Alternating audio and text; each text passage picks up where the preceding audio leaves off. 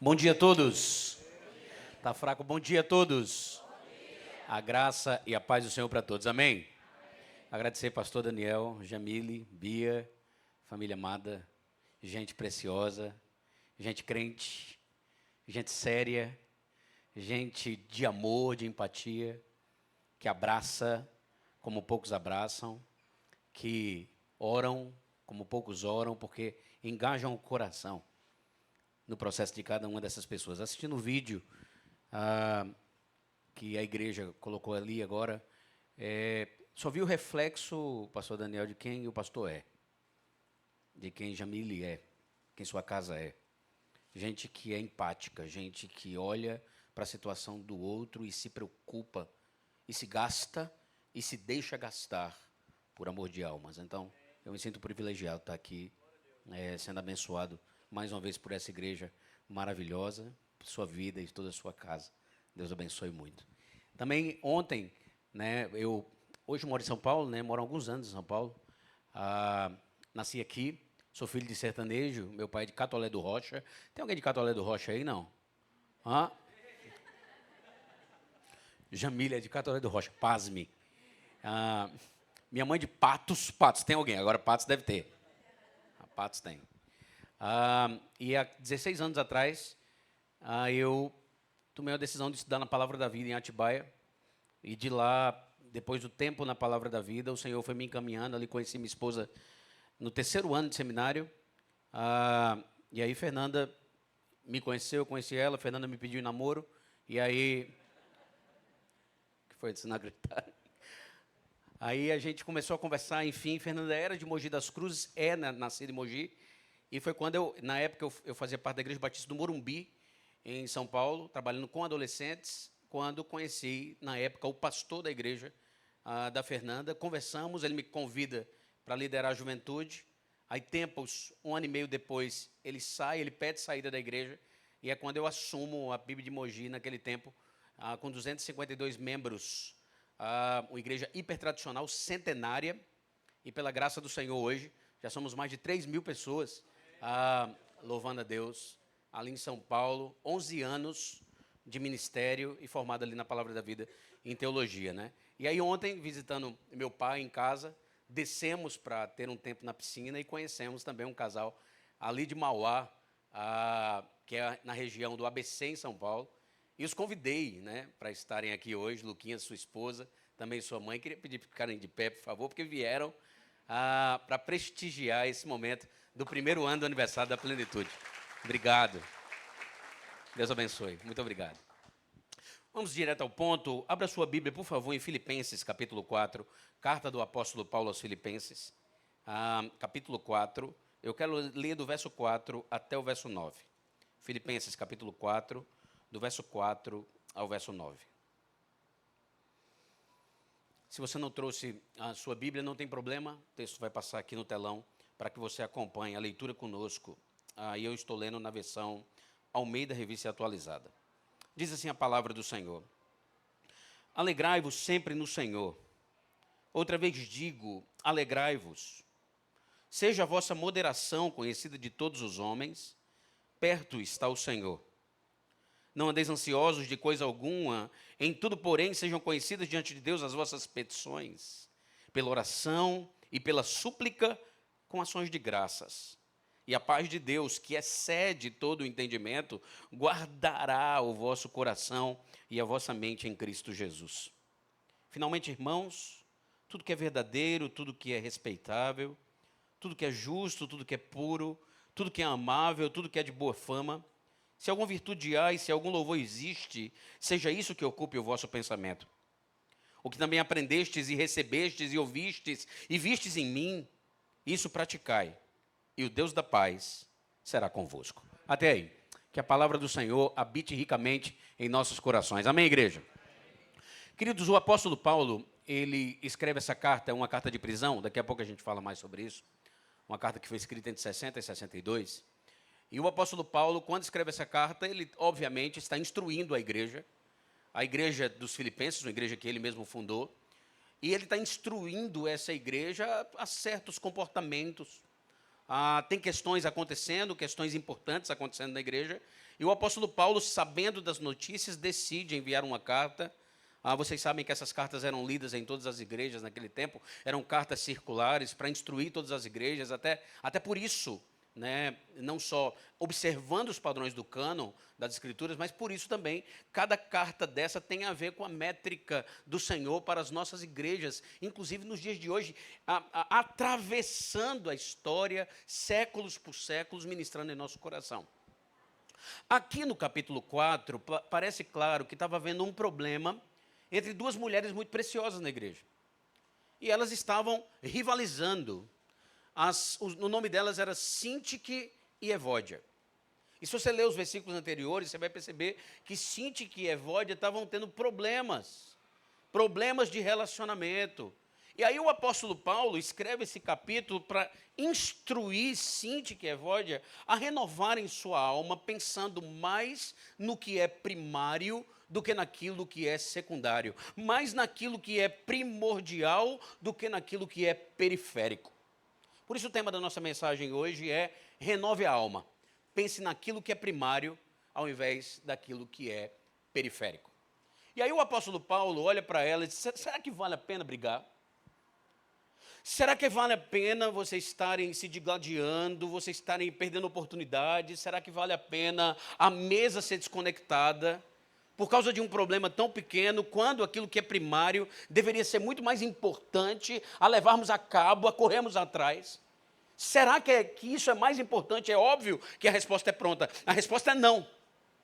O apóstolo Paulo disse, olha, para terminar esse conflito, para que vocês não vivam mais em conflito, nem consigo mesmas, e nem uns com os outros, vocês precisam entender alguns padrões das Escrituras que vocês devem correr atrás e pavimentar as suas estradas nessa direção. E o primeiro conselho do apóstolo Paulo é alegre-se. Repita comigo, alegre-se.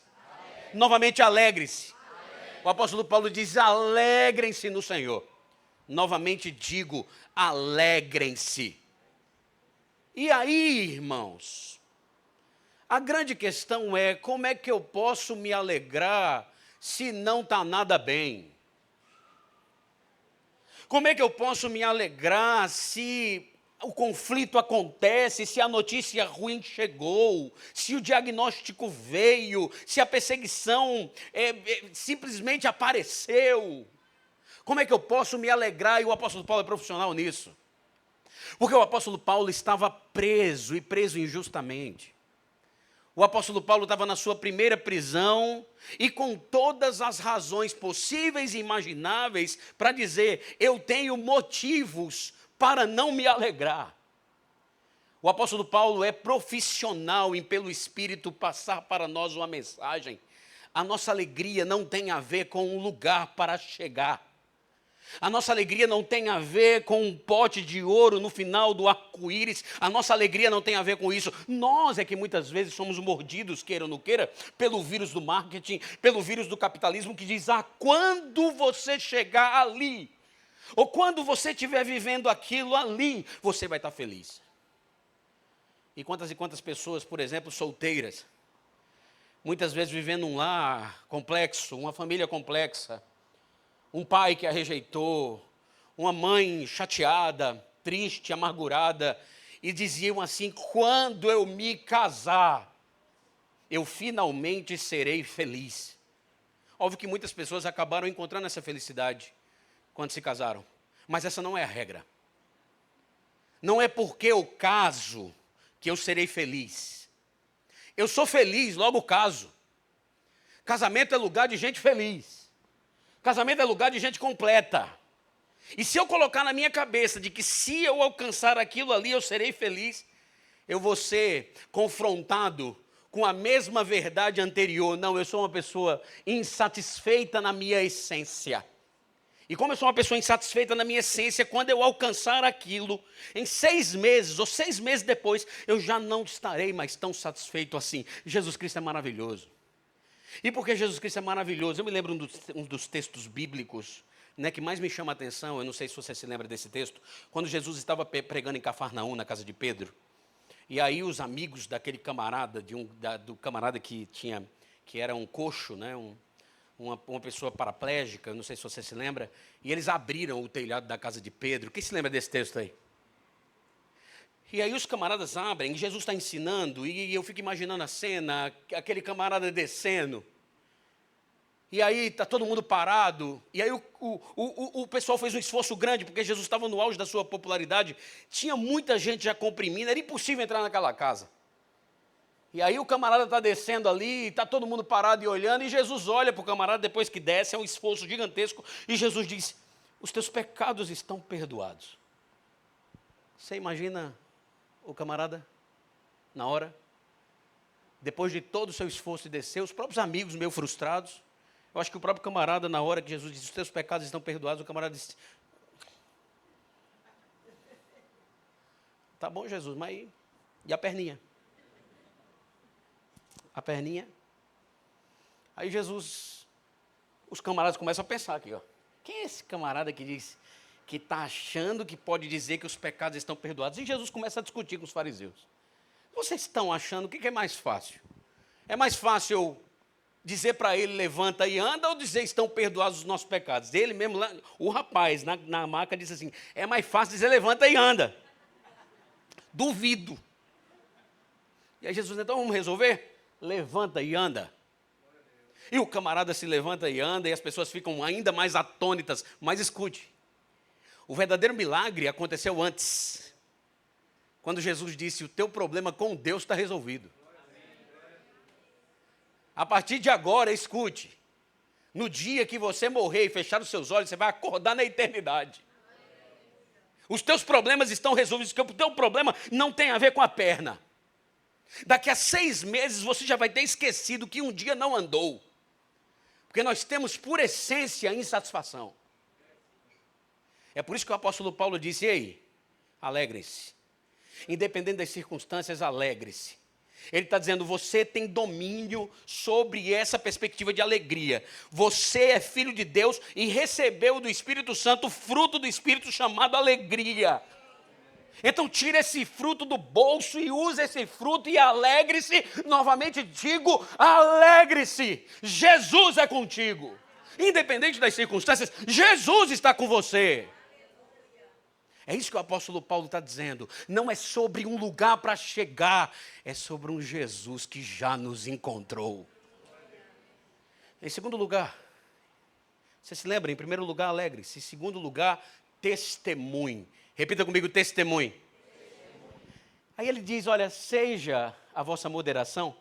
E se você está lendo a NVI aí, você está lendo a expressão amabilidade. Tem alguma Bíblia com amabilidade aí? Olha só, algumas. Seja a sua amabilidade conhecida de todos os homens, perto está o Senhor. E eu prefiro a tradução amabilidade muito mais do que a tradução moderação. Porque o amor nada mais é do que o resultado, a demonstração prática do amor é o resultado daquilo que Jesus já fez primeiro em mim. O apóstolo Paulo está dizendo, olha, não faz sentido, cite que é Evódia, a vocês que receberam do amor de Jesus, não estarem repassando desse amor. Só que deixa eu lhe dar um conceito de amor que é um pouquinho diferente do que a gente está acostumado a escutar no mundo ocidental. Amar é considerar o bem do outro mais importante que o meu. Você pode repetir comigo? Amar é considerar o bem do outro mais importante que o meu. Então não é uma mera expressão social do tipo eu te amo. Mas o amor bíblico tem a ver com entrega, tem a ver com abnegação, tem a ver com abrir mão daquilo que grita meu próprio estômago para me entregar. A igreja do Senhor, Igreja Cristã Plenitude. As marcas que ouvimos aqui de acolhimento e empatia, elas não só precisam permanecer, como elas precisam expansionar. Nós precisamos ser cada vez mais uma igreja amorosa. Um povo amoroso, um povo que abraça, sabe? Eu ouvi aquela mãe de uma criança atípica dizendo, o meu filho aqui foi bem recebido, o meu filho aqui foi bem amado, e com lágrimas nos olhos, ela dizendo, eu só sei que eu tinha poucos lugares para ir, era complicado, mas quando eu chego na Igreja Cristã Plenitude, eu sou bem-vinda e meu filho atípico também é bem-vindo. O povo do Senhor é o povo dos braços abertos, é o povo do acolhimento, é o povo do olhar terno. Eu posso ouvir um amém? Amém. Isso nos falta tantas vezes, meu Deus. O que nos distingue de tudo que há lá fora é o amor que existe em nós pelo fato que a nossa fé nos responde, nos afirma que nós amamos porque Ele nos amou primeiro. Seja a vossa amabilidade conhecida por todos, por quê? Porque perto está o Senhor. E perto está o Senhor significa algo muito precioso. Primeiro ponto, Jesus é Emanuel. Ele está perto de você. Ele está o tempo todo perto de você. E a grande representação na minha vida de que Jesus está perto de mim está no fato de eu me dedicar em amor. Aí faz sentido. E em segundo lugar, perto está o Senhor. Precisamos amar porque Igreja Cristã Plenitude, Jesus está voltando. Posso ouvir um amém? Alegria? Isso é primordial e não periférico. Testemunho. Em terceiro lugar, oração. Repita comigo, oração. Agora ele vai dizer, e não andeis ansiosos de coisa alguma. Antes, pelas orações e pelas súplicas e com ações de graças, entreguem todos os seus pedidos a Deus. E a paz, que excede todo entendimento, guardará o vosso coração em Cristo Jesus, o nosso Senhor. Irmãos, a primeira coisa que eu queria lhe dizer é que naquele tempo de Jesus não existia Rivotril. Não tinha clorazepam. Não tinha nada disso. Os camaradas pensavam, claro que anacronicamente aqui, pensando, eles eram pessoas mais exercitadas, pessoas que não tinham toda uma multiplicidade de alimentos como nós temos, a tecnologia sequer existia, fabricadores de dopamina e tal, a gente poderia ir mais longe nesse ponto. Porém, um lugar para descanso, um lugar onde alguém poderia deitar o colo, tinha a ver com a espiritualidade. Você vai percebendo isso nas próprias histórias de Davi, o quanto que Davi se reclinava no colo de Deus, aquele que habita no esconderijo do Altíssimo, na sombra do Onipotente. Então você vai percebendo isso nas Escrituras. Porque nas Escrituras parece que a espiritualidade é um dos grandes segredos da nossa paz. Viver espiritualidade tem a ver com uma sensação, claro, nutrida pela fé, de que o Santo de Deus não só está do nosso lado, mas está nos abraçando, mas está nos carregando no colo. E aí, irmãos, eu vou me dedicar um pouquinho mais a esse, ao último ponto. Eu diria para os irmãos que eu não tenho nada, eu sou psicanalista, além de pastor e além de teólogo, eu não tenho absolutamente nada contra os remédios, não. Quando os nossos neurotransmissores já não estão mais se equilibrando por si só, precisamos mesmo recorrer aos remédios. E sim, é assim mesmo. Só que eu tenho uma máxima bíblica para lhe trazer. Os remédios, eles podem até regular a sua mente, mas eles não serão capazes de curar o teu coração. É preciso, escute, irmãos, fechar o cano, entenda a minha metáfora, que alimenta a sua mente de uma toxicidade tão grande que lhe perturba a alma. É preciso fazer uma reflexão. E o apóstolo Paulo aqui está atacando um problema que naquele tempo, de longe, se imaginaria as proporções que esse problema alcançaria. Eu estou falando de ansiedade. O apóstolo Paulo está atacando um negócio naquele tempo que hoje tem proporções catastróficas. Pessoas têm morrido por causa de ansiedade. Pessoas têm desesperado de viver por causa de ansiedade. Sim ou não, igreja? Estou falando alguma mentira? O apóstolo Paulo está atacando um negócio profundo. E que tem a ver, escute, irmãos, fora uma cabeça eletrizada com dopamina e serotonina e endorfina e oxitocina. O apóstolo Paulo está atacando uma síndrome que tem nos nossos corações, de que a gente acha que pode controlar o amanhã.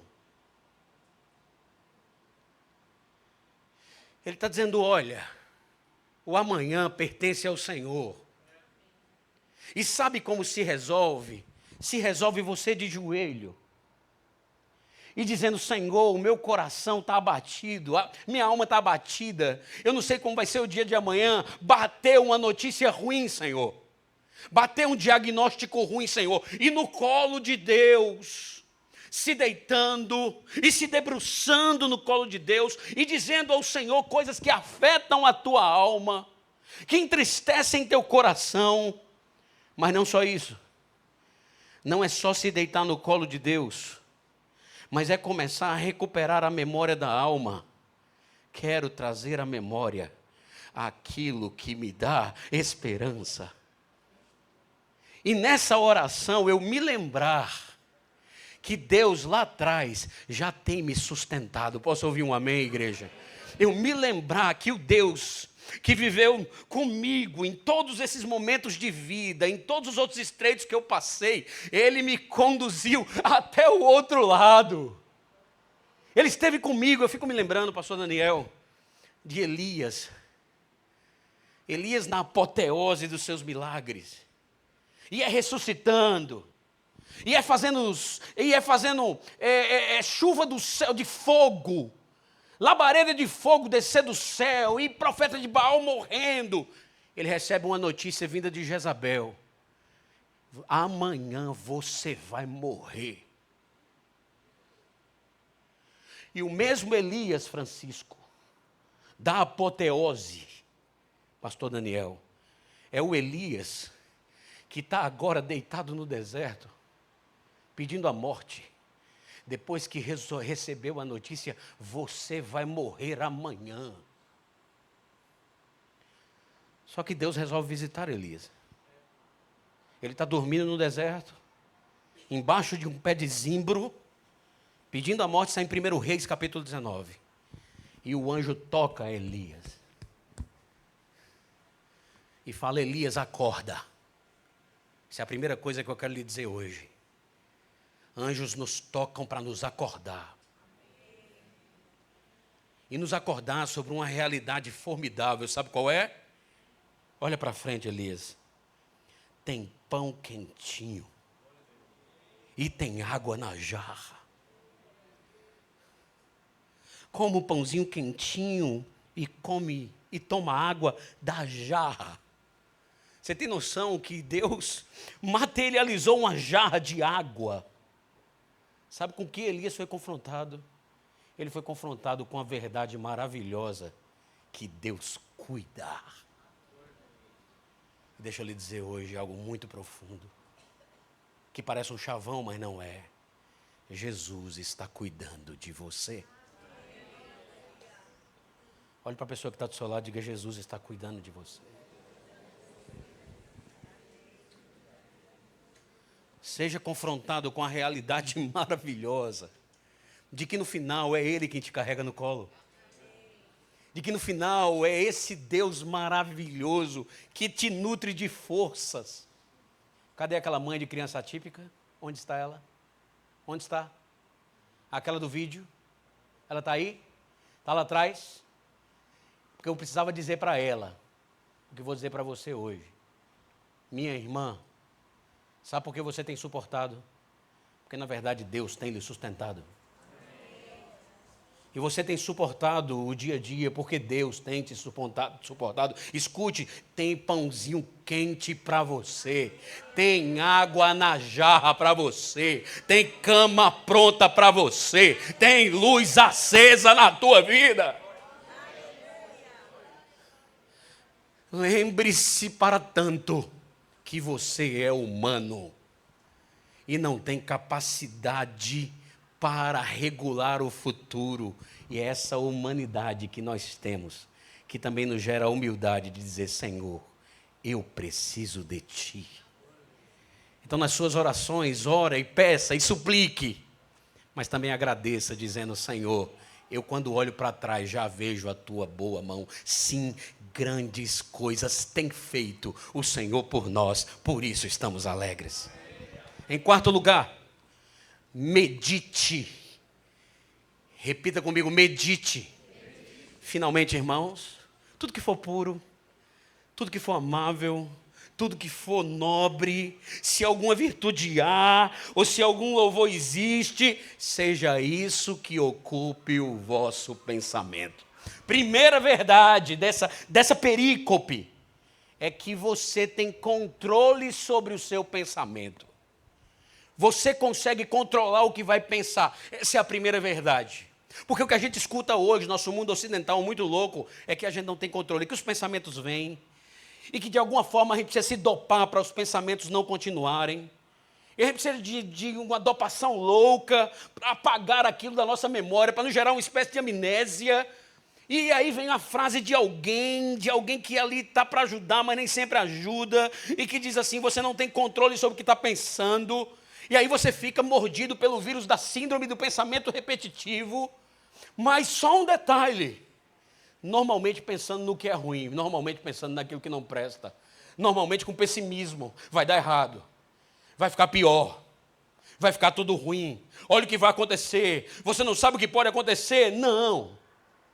O exercício que deve ser feito é o exercício, em primeiro lugar, de controle dos nossos pensamentos, que tem a capacidade de deixar de olhar para essa janela, aqui, ó, tem uma janela horrível aqui, e começar a entender que nós temos um Deus de vários caminhos, que nós temos um Deus de várias perspectivas, que nós temos um Deus que sabe o que faz, e começar a olhar para essa outra janela aqui, lembrando quem Ele é, ajustando o meu pensamento não a partir de quem eu sou, mas a partir de quem Ele é. É o que é nobre, é o que é puro, é o que é de boa fama. Tem louvor? Bora, tem louvor? Eu fui pregar numa cidade onde o vento faz a curva. Ijuí, o nome dela, lá em Porto Alegre. E aí me fizeram descer no aeroporto, de tão longe que era, lá em Chapecó. Aí eu desço em Chapecó, daqui a pouco o cara vem me buscar, aí o cara diz: ô pastor, a gente vai viajar mais 4 horas de carro. Eu falei: que ótimo. Aí ele disse: só que a gente vai no Boitungão. Eu digo: Boitungão? Que é isso? Você está preparado? Aí eu digo: tô não, mas bora. Que eu chego, irmãos, sei lá, não sei o que era aquilo. Ele veio com a família toda, com o cachorro, com todo mundo, não tinha espaço para nada. Eu entrei no banco da frente e, só para você ter uma ideia, o carro não tinha ar-condicionado, num sol gigantesco, e eu fiquei meio com a cabeça de fora aqui, de tanta coisa que tinha no carro aqui, 4 horas de viagem. E eu fiquei, era tanto sol desse lado, quando eu cheguei no local, eu estava metade de uma cor e a outra metade de outra. Não estou exagerando, né? Só que tinha um negócio específico na vida desse camarada. O carro caía no buraco, parecia que o carro ia espatifar. Bum! Aí ele dizia: glória a Jesus. Aleluia, Deus é bom demais. Ô Senhor maravilhoso. Eu, na minha cabeça, disse: não é possível, esse bicho é hipócrita. Não é possível que ele está agradecendo. Não é possível. E ele estava mesmo. Ele passou 4 horas agradecendo a Deus por cada buraco que entrou. Eu disse: esse irmão tem muito para me ensinar. Ele pensa no que é de boa fama, naquilo que tem louvor, se alguma virtude há e se algum louvor existe, seja isso que ocupa o vosso pensamento. É tão louco que quando foi voltar, eu olhei para o líder lá do acampamento e disse assim: eu vou voltar de Boitungão? Ele falou: vai. Eu entrei no carro, já entrei assim, ó, glória a Jesus. Aleluia. Cheguei amarradaço em casa. Por quê? Porque se tem um negócio que purifica a nossa alma, são as boas virtudes que procedem de Jesus. Posso ouvir um amém? Em último lugar, obedeça. Você pode repetir comigo: obedeça. Alegre-se, testemunhe, ore, medite e obedeça. O apóstolo Paulo termina dizendo: eu queria que vocês fizessem e praticassem tudo aquilo que vocês viram, ouviram de mim. e o Deus da paz estará com vocês. O apóstolo Paulo aqui, ele está falando, ele está compartilhando. Cadê o menino do teclado? Pode vir. O apóstolo Paulo, ele está compartilhando sobre ele mesmo. Ele está dizendo, eu sei como é duro o caminho da obediência. Aliás, é por causa do caminho da obediência que eu estou aqui agora preso. Eu sei. Eu sei o que é ser xingado. Eu sei o que é ser perseguido. Eu sei. Irmãos, na minha trajetória ali na igreja, pensa você ser pastor novo, eu tenho 40 anos de idade, apesar de parecer 22. Pensa você assumiu a igreja com 29 anos de idade, centenária, pensa aí. E da Paraíba, assumindo a igreja em São Paulo, pensa aí. E filho de sertanejo, pensa aí. Pensa aí. Eu sofri perseguições que os irmãos nem nunca imaginam, não conseguem imaginar. Eu não teria tempo para contar. Pastor Daniel só me deu meia hora. Ele está perdoado. Só que Deus, ele foi fazendo tudo de um jeito em que eu escutava palavras da minha esposa dizendo assim, Deus quer que você continue. Quando eu pensava em sair, eu dizia, eu não aguento mais, Deus quer que você continue. Teve uma hora que eu olhei para ele e disse, você só pode ter um plano para me matar. 11 anos depois, hoje, eu celebro a vitória completa. A Fernanda, eu já estava me preparando para fazer vasectomia. E aí, Fernanda, estudante de medicina. Fernanda tomando remédios. Eu tenho 2 meninas. Eu tinha um sonho de ter um menino. E aí, Fernanda me chega pela manhã, me cutuca e chorando diz, eu estou grávida. Quando ela chorando diz, eu estou grávida, eu me levanto e digo, Fernanda, tenho 2 coisas a lhe dizer. A primeira delas é que filhos são herança do Senhor. E a segunda é que ele vai se chamar Efraim. Porque Deus me fez frutificar na terra da minha dor. Há 1 ano e meio atrás, eu vi este camarada aqui, triste, angustiado.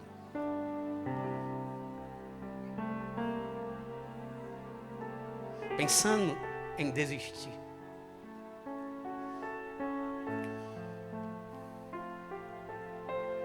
O meu amigão de 25 anos,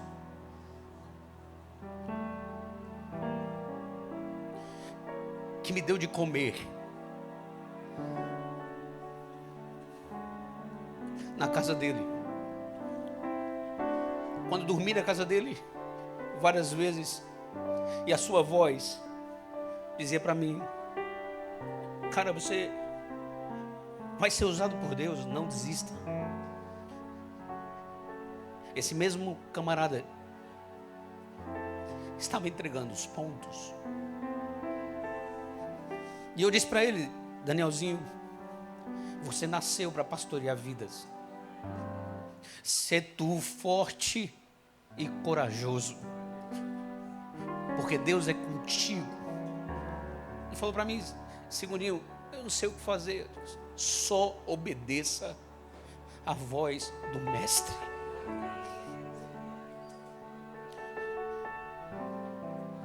Junto com a esposa formidável, o Senhor foi mostrando para ele que estava com ele, que estava junto dele no tempo da sua dor. Pessoas como Walter, como Yara, foram usadas por Deus nessa caminhada para dizer, tu é pastor de almas, tu é pastor de gente, tu é pastor de pessoas. Hoje, o meu coração está muito alegre, porque 1 ano e meio depois daquele dia, esse homem aqui está pleno, cheio de Deus, feliz, abundante.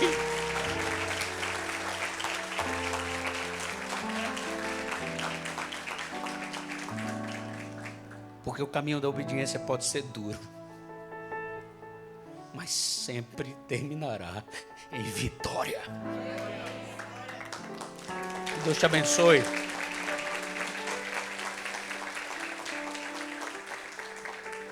E que essa palavra nutra no seu coração o desejo de correr atrás do que é primário e não do que é periférico.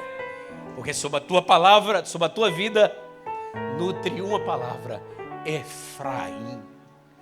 Deus te fará frutificar na terra da sua dor. Que Deus te abençoe e que te use poderosamente, em nome de Jesus. Feliz aniversário, Igreja Cristã.